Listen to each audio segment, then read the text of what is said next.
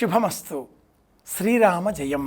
దీప త్వం బ్రహ్మరూపోసి జ్యోతిషాం పతిర్వ్యయ దీపేన సాధ్యతే సర్వం దీపరాజ నమోస్తుతే. ప్రాచీనులు ప్రతిరోజు దీపారాధన చేయాలి అన్నారు. దీపాన్ని వెలిగించడం వేరు, దీపాన్ని ఆరాధన చేయడం వేరు. ఆషాఢమాసం అమావాస్యకు చుక్కల అమావాస్య అని పేరు. దీప పూజ అని మన పంచాంగాలు వివరిస్తాయి. కార్తీక మాసంలో వచ్చే అమావాస్య నాడు దీపాలు వెలిగిస్తాం. ఆశ్వీజ అమావాస్య నాడు దీపావళి అన్న పేరిట దీపాల వరుసలలోనే దీపాలు వెలిగిస్తాం. అలాంటప్పుడు ఆషాఢమాసంలో అమావాస్య నాడు దీపానికి ఉన్న సంబంధం ఏమిటి? ప్రాచీనులు ఇక నుంచి పగటి కాలం తక్కువైపోతుంది కనుక ఆకాశంలో సహజంగా వెలిగేటటువంటి నక్షత్రాలనే దీపాలుగా భావన చేస్తూ పరమేశ్వర దర్శనం చెయ్యాలి. అదిగో చుక్కలు. ఇది అమావాస్య. చంద్రుడు కనిపించని రోజు అయినా కూడా చుక్కల కారణంగా ఆకాశం ధగధగాయమానంగా జ్వాజ్వల్యమానంగా వెలిగిపోతుంది కనుక పరమేశ్వర దర్శనం చెయ్యాలి అంటే సూర్యాస్తమయం అయిన తరువాత వెలిగే చుక్కల కాంతిలో శివదర్శనం చెయ్యాలి. అందుకే ఈ ఆషాఢ అమావాస్యకు చుక్కల అమావాస్య అని పేరు. పొలాల అమావాస్య అని కూడా చెబుతారు. ఈ రోజున ఒక వ్రతం కూడా ప్రాచీనులు పాటించేటటువంటి వారు. చుక్కల అమావాస్య వ్రతం.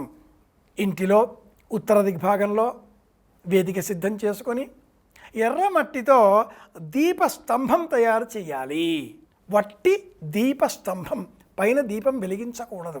దీపస్తంభం ముద్దని మాత్రమే సిద్ధం చేసి శివారాధన చేసి విడిగా నెయ్యి దీపం, నూనె దీపం 2 దీపాలు వెలిగించి ఉత్తరేణి అనే మొక్క ఆకులను సేకరించి ఆ ఉత్తరేణి ఆకులతో 5 వరుసల పసుపు అలదిన దారానికి 5 ముడులు వేసి ఇల్లాలు తన చేతికి తోరంగా ధరించాలి.